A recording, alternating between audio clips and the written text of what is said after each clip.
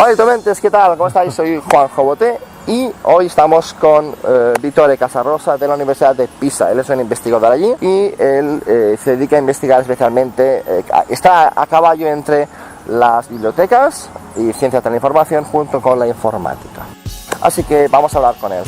El vídeo es en inglés, así que si no entendéis inglés por la razón que sea, justo debajo del vídeo tenéis los subtítulos, ¿de acuerdo? Así que arrancamos. Hello, Salvatore. Buenos días. Buenos días. Muchas gracias por la introducción.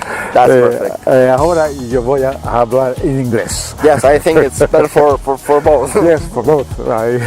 Okay, you are from the University from Pisa, and you are a researcher that you mixed library information science and computer science. Which is your specialty exactly? What did you dedicate to this last years? Okay, now so let me give you some background in the sense that I am mixing the two because my background is really an electronic engineer. Because at the time I graduated, there were no computer science degree. Yeah.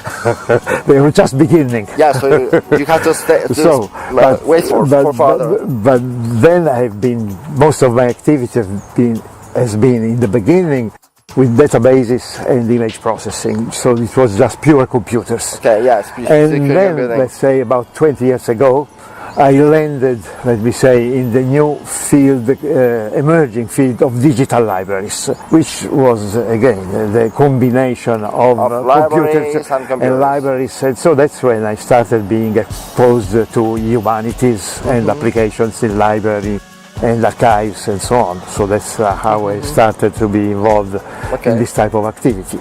Oh, that's perfect. How do you conduct a research in your field? I mean, you have to deal with lots of things, with people, databases.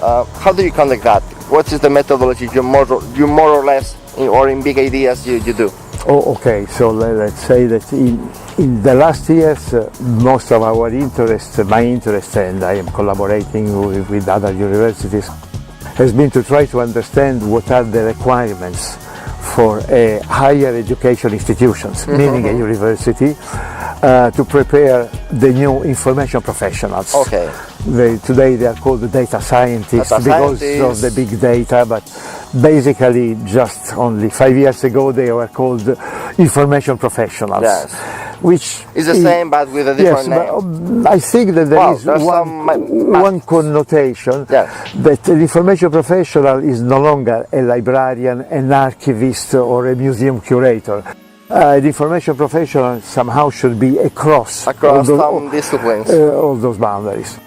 And so, for the research, in this type of research, there are really no databases or other things. So the methodology is basically surveys and interviews. Oh, okay. So it's a mixture. Quantitative and qualitative. Yes, it's a mixture of quantitative and qualitative. Okay, that's perfect. I have another question: is which advice could you say to any student or PhD students or master students in library information science regarding to research? In the professional life, or what can they do? Well, this is again what we were already discussing. That the first thing in my view should be that they try to find and identify what is the specific field of their interest. Okay, so to be passionate in some way. To become an expert in some specific sector. As I was saying, for a humanist could be a history or an epigraphist or let me say philology, but you have to select because you should select what you like. Yeah, you have to concrete. I like that.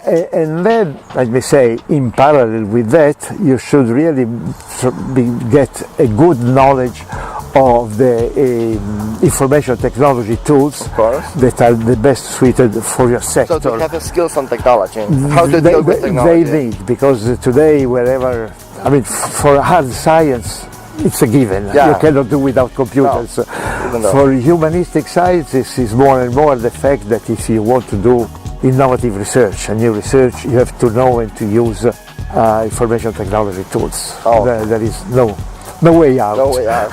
Okay. Thank you very much. That's all for today. And eso es todo por hoy. Así que nos vemos en el siguiente vídeo. Cualquier cosa dejáis comentarios justo debajo del vídeo. Nos vemos, hasta pronto. Adiós. Adiós, hasta la próxima.